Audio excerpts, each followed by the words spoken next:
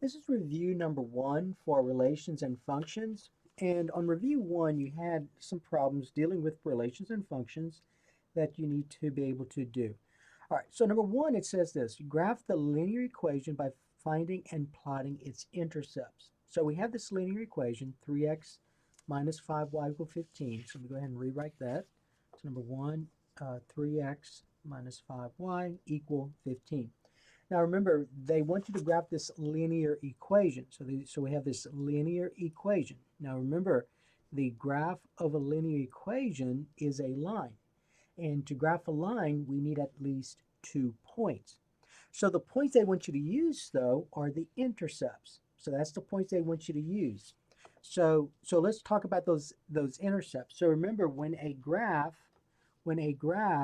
crosses the y-axis, no matter where you are on the y-axis, when a graph crosses the y-axis, that's the y-intercept. So this is your y-intercept, and remember the coordinate, no matter where you are on the y-axis, the x-coordinate is always 0.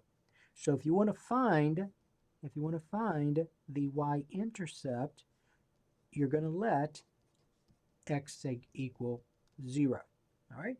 So that's how you're going to find the intercepts. You're going to to find the y-intercept, you let x be 0.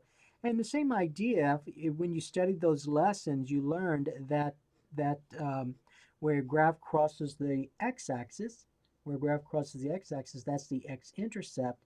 And no matter where you are on the x-axis, the y-coordinate is always 0, no matter where you are on the x-axis. So if you want to find the x-intercept, you're going to let y be 0. And that's all you do.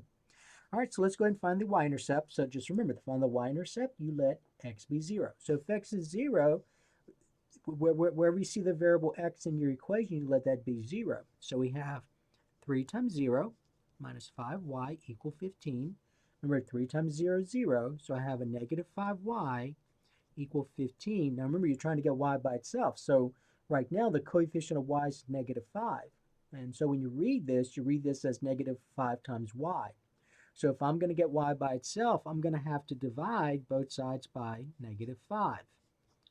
And so negative 5 divided by negative 5 is 1. So I get my y-intercept to equal 5 divided by negative 5 is a negative 3. So that's your y-intercept. Now, as an ordered pair, and they didn't ask you that in this case, but as an ordered pair, there are a couple ways to write the answer. So you can say this. You can say the y-intercept, and you can say blank, negative 3, or you can say y-intercept, and as an ordered pair, you can write it. Now be careful. When you're asked to write as an ordered pair, y-intercept as an ordered pair, remember the y-intercept x is 0. So that's what you did. So remember ordered pair x, y. So x is 0. So make sure you put that as x. And then your y coordinates negative 3. All right. And so that's finding the y-intercept. Now you do the same work for the x-intercept. So to find the x-intercept, you're going to let, remember to find the x-intercept, that's where the graph crosses the x-axis, you can let y equal 0. So let y equal 0. So you go back to the equation, and we're going to write the equation. So here's the equation. And this time, you're going to let y equal 0. So I get 3 times x minus 5 times 0 equal 15. 5 times 0 is 0. So remember, this is 0. So 5x minus 0 is, 3x minus 0 is 3x equal 15. And then to get x by itself, you're going to divide both sides by 3. So you're solving this linear equation. Divide by 3. 3 divided by 3 is 1. 1 times x is x, so I get the x-intercept to be 15 divided by 3 is 5. So your answer, you can write it several ways. You can say the x-intercept is just 5, or as an ordered pair, so remember we pair two things, x, y. So as an ordered pair, you got to be careful though. Remember, y is 0 this time. So y is 0. That's what you did, right? You let y be 0. So remember, x goes first, so 5, and then y goes second, 0. So there's your ordered pair. Now, how do you graph this? All right, so remember, it's set to graph, right? So it's set to graph. So we found the intercepts. We found those intercepts. Now we're going to graph them. And then it says plot. So by finding and plotting its intercepts. So we're going to plot the intercepts. So remember the y-intercept's -3. So just go over here on your y-axis at -3, put a dot. Okay, and then your x-intercept is 5. So the graph's going to cross the x-axis at 5. That's here, right? There it is right there. There's your dot, and then draw your line. All right, so draw your line, connecting those dots. Make sure your line goes through them, and use arrows. All right, and there's the line. Okay, so that's the line. That's the line. 3x minus 5y equal 15. And that's all you do. Now let me say this. So if you're doing this by hand and you don't have graph paper, you need to be careful. So here's what you're going to do if you're going to do this by hand. So by hand, be very careful. So use a straight edge if you have to. So here's my y-axis, and then my x-axis. Okay, and then make sure. You see, I need to go to 5 and -3. So make sure those units are consistent. The tick marks are the same space away from each other. So say, be careful. Look what I'm doing. I'm saying, all right. So my y-intercept is 5, right? I'm sorry. My x-intercept is 5. So I'm going 1, 2, 3, 4, 5 right here, and put a 5 right here. So if you do this by hand, you got to do this. And you see the spaces are the same between them. Okay, that's important. If you do this by hand and they're not, those spaces, the little tick marks are not the same space away from each other, you're not going to get all your points. Then your y-intercept's -3. Do the same thing. So you see how this space here and this space here are about the same? Do the same thing here. -1, -2, -3. All right? And then you draw your line. And so that's what you're going to do if you're going to do this by hand. All right. So it's very important when you're taking a math class that an algebra class, you're going to be graphing. So if it's an online class you're taking, just go ahead and purchase some graph paper. You're going to need it, or download some from the internet. Okay, so that is number 1. Now let's look at number 2. So number 2 says this. So in 2, 3, and 4, you're given a relation. And remember, a relation is a set of ordered pairs. Okay, so that was one of the things you learned in your lesson. So a relation is a set of ordered pairs.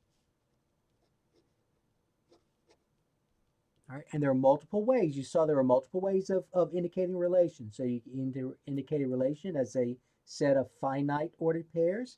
You saw that we could indicate a relation using a graph, just like these. So all these are relations because all these are sets of ordered pairs. Okay, so you learned that in your lessons. Let's look at this one though, number 2. So number 2, we have this. We have, all right, I'm going to write it over. So here's number 2. So here's my set of ordered pairs. It's a finite set. This relation has has 4 points, -7, -2. So when x is -7, y is -2. The other ordered pair is a -1. The other ordered pair is 6, 0, and the other ordered pair is 5, 3. So this relation only had 4 points, 4 sets of ordered pairs. Part A, they want to know if the relation is a function. All right, so is the relation a function? So remember the definition of function. Definition of function: for each x coordinate, there is only one y coordinate attached to it. So for each x coordinate, there's only one y coordinate attached to it. Okay.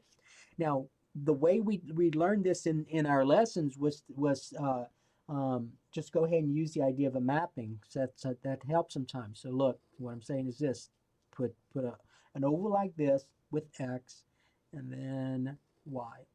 And remember, the definition of function says for each x has got to be one y. So for each of those x's that we're going to write here, there better be just one y for it to be a function.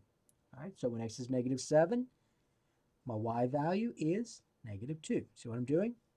Only one arrow, so far we're good because there's only one arrow extending from that x equal negative 7, but you got to go through all of those. When x is 8, my y value is negative 1. All right, so far we're good. When x is 6, my y value is 0. Now, one thing we got to remember as you go through this, you only list it once. So if any of these occurred more than once, you only list it once. If any of the y coordinates occurred more than once, you only list it once. When x is 5, I don't see a 5, so I'm going to write it. When x, and then y is 3, I don't see a 3, I'm going to write it. And then notice that for each of those x coordinates, there was only one y coordinate. And so therefore, this is a function. So this is a function. So this relation is a function.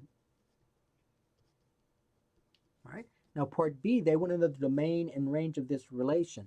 So the domain, remember, is a set of x coordinates, and the range is a set of y coordinates. Now it's important how you write it. Since these are a finite set of ordered pairs, I can count those. Finite meaning you can count 1, 2, 3, 4 versus infinite. So these are finite, so you're going to put them, you're going to list them as a set. So you're going to use a brace, just like this, a brace. And you can list your x coordinates. Now the x coordinates, you can list them as you see them. It doesn't matter. List them as you see them. So negative 7, the next x coordinate I see, and you can actually get them from here. Negative 7, the next one you see is 8. The next one is 6, and the next one is 5. And that's it. So there's your domain. You just list your x coordinates. I'll be looking for those braces though. All right, so those braces you got listed as a set. So you must list those braces. All right, and then the range is a set of y coordinates. So negative 2, negative 1, 0, 3. That's a 3. All right, and again, you only list them once. Only list them once. So if they occurred more than once, you only list it once. All right, and so that's number 2. Number 3, same idea, except this time you have this set of relations, and it is a set of ordered pairs. So it's a finite set. Negative 4, 3 is the first ordered pair. 7, negative 1 is the second ordered pair. 8, 0 is the third. Negative 5, negative 2 is the fourth. And then 7, 4 is the fifth one. So there's only 5 sets of ordered pairs. And then again, they want you to determine if this relation is a function. All right, it's very helpful. It is very helpful to use this idea of mapping. Because in order for there to be a function for each x, there's got to be just one y. All right, so let's see what happens. When x is negative 4, my y value is 3, so draw an arrow. When x is 7, my y value is negative 1, draw an arrow to it. When x is 8, now make sure you only list it once. I don't see an 8 anywhere, so I'm going to list it. My y value is 0. I don't see a 0, I'm going to list it. Okay? Those little arrows right here, arrowheads. When x is negative 5, my y value is negative 2. All right? When x is 7, all right, now be careful. See, you already have a 7. You already have a 7. If you list it again, you're gonna mess up the idea that the thought processes you need to go through. You already have it listed. So, and then your y value is 4. So I don't see a 4, so I'm going to put a 4. I'm going to put an arrow from here. All right, now that's listing it once important because now you can use your definition of function. For each x coordinate, there's only one y coordinate. But notice the issue is the 7 in it. So this is not a function, because when x equals 7, there are 2 y values. When x equals 7, there are 2 different y values. And remember, the definition of function says there's got to be just one. So you see those 2 arrows extended from that 7 right away? It's not a function. It's not a function. All right? Now, we can still talk about, even though this is not a function, we can still talk about the domain and range of a relation. So let's find the domain, and let's find the range. So remember, the domain is a set of x coordinates. That's your domain, set of x coordinates. Your range is a set of y coordinates. So this is your domain, this is your range. But you only list it once. Okay, so whenever you do the mapping, sometimes it's important that when you do the mapping, you only list it once. If you use this, be careful. Some students are going to say -4, 7, 8, -5, and 7, and not get all their points because they listed 7 twice. Only list it once. Only list it once. Okay? So, -4, 7, 8, -5. Only list the 7 once. See, 7 occurred twice in the domain, but that's the same number, so only list it once when you indicate the domain. The range, here's your range right here. List them. Make sure you put, as I said though, make sure you use those braces. 3, -1, 0, -2, and 4. Okay? All right. Number 4. Number 4, same idea, except this time our relation is this set of ordered pairs. 5, -1 is the first ordered pair. -3, -2 is the second ordered pair. 7, -1 is the third. -2, 7 is the fourth. And then 3, 4 is the fifth. Okay? And then part A, you want to determine if this relation is a function. So let's go ahead and use this mapping to help us. And then remember, the definition of function says that if this is a function, for each x, there's got to be one y. So only one, for each x, there's got to be only one arrow extended from it. So when x is 5, my y value is -1. When x is -3, my y value is -2. So far we're good, right? When x is 7, my y value is -1. Now be careful, I already have a -1. When x is -2, my y value is 7. When x is 3, my y value is 4, right? Now, here's where some students get confused. Whenever students see like two arrows extending from or pointing towards a number, they automatically think it's not a function. Now, be careful. Remember the definition. The definition of function says for each x coordinate, there's only one y coordinate. So even though you see that -1, even though that -1 is attached to, let me find it, -1 is attached to 7 and 5, this is a function. This is a function. This is still a function. And the reason is this. When x is 5, how many y coordinates were there? There was just one, -1. When x is -3, what was your y coordinate? Just -2. When x is 7, what was the y coordinate? It was -1. Just -1. See, there's only one arrow extending from each of those x coordinates. So that's why it's a function. So it's okay for two or more different x values to have the same y coordinate. You just can't have an x coordinate having two or more y coordinates. All right. So that's a function. And then B, the domain, again, only list them once. So you have this, your set notations, you have your brace, and I'm not doing a good job drawing the brace, but it should look something like this. And you only list them once. So -5, -3, remember the domain set of x coordinates. 7, -2, and 3. And then the range will be only listed once. So you only list -1 once. So -1 only once. Even though you see it twice here, here, and here, only list it once when you indicate the range. -2, 7, and 4. Okay? All right, number 5, we have a graph that looks like this, number 5, and this is 5A. It looks something like this. All right, so you have that. And the question is this. The question is determine whether the graph is the graph of a function. Well, in your lesson, you learned about the vertical line test, in one of your lessons. And so basically, your vertical line test says this. A graph represents a function if everywhere you draw a vertical line, it intersects the graph just once. So notice this vertical line intersected once, this vertical line intersected once, this vertical line intersected once, and so on. That's all it says. Now, the reason why the vertical line test is very useful is this. It still satisfies that definition of a function. So notice that for this x coordinate right here, whatever that x coordinate is, there's only one y coordinate, whatever that y coordinate is. For this x coordinate, there's only one y coordinate. For this x coordinate, there's only one y coordinate. So the vertical line test does apply very easily to the definition of a function. So in part A, this passes the vertical line test. I'm going to call it VLT. Passes vertical line test. So this is a function. This is a function. In part B, you have something that looks like this. In part B, and it looks like this. Let me show you. So it's very small, but that's what it looks like. And notice that and this is not a circle because it's the center is not uniform throughout. I mean the radius. Okay, so but it's an oval. But it doesn't matter.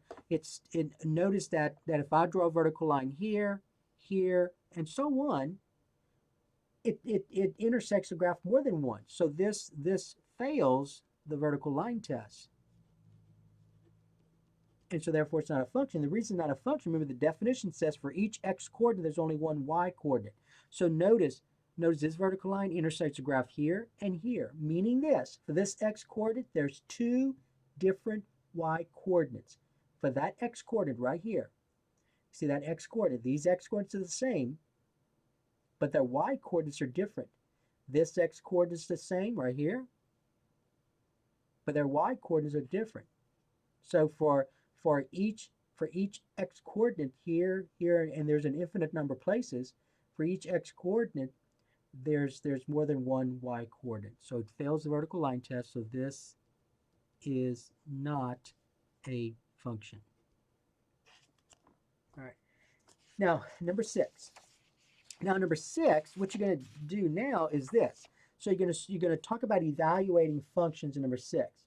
So in number 6, you have f of x is 3x squared minus 5x plus 2. So we have this function. This is function notation. So remember, this right here means the same thing as y. Y equals 3x squared minus 5x plus 2. So you learned about that in one of your lessons. All right, but this is function notation here. So this is function notation. Function notation. Now what you want to do in this problem is this. So given the following function, you want to find f of 3. So you want to find f of 3. So remember what that means. That means this. That means what is the y coordinate or the y value when x equals 3? Because remember, this means f of x, right? So you see that x right here? That x, we're going to replace it with 3. So where we see the variable x, you're going to substitute 3. So to find f of 3, you're going to go to your function, f of x, and where we see the variable x, you're going to substitute 3. So I get 3 times 3 squared minus 5 times 3 plus 2. All right? Now, order of operations, you gotta square before you multiply. You got to do exponents before you multiply. So 3 squared is 9. So this becomes 3 times 9 minus 5 times 3 plus 2. And then let's go ahead and multiply here, multiply here. So 3 times 9 is 27. Negative 5 times 3 is a negative 15 plus 2. And let's add and subtract from left to right. 27 minus 15 is going to be 12, and 12 plus 2 is 14. So what we found is this. So the answer, you're going to say f of 3 is equal to 14. So that means this. When x is 3, the y value is 14. All right, so there's your answer. In number 7, this time your function is this linear function. So g of x equals 7 minus 4x. And then you want to find g of negative 2. So same idea. So to find g of negative 2, and remember this is function notation, where we see the variable x, you're going to substitute negative 2. That's all you do. So what's the y value when x is negative 2? All right, so it's kind of like doing a t-table. So for example, remember the g of x means the same thing as y. So y equals 7 minus 4x. So the question is this. When x is negative 2, what's your y value? And so remember what you did when you did this was where we saw the variable x, you substitute -2, and that's all you do. So g of -2 will be 7 minus 4 times -2. Now be careful, -4 times -2 now. So that's 7 plus 8, and 7 plus 8 is 15. So your answer, you're going to say g of -2 equals 15. And so what you found is that when x is -2, your y value is 15. That's what you found. But this is the answer right here. All right. You don't have to put this down, but that's just our discussion right here. All right. And so that is our review of relation and functions number 1.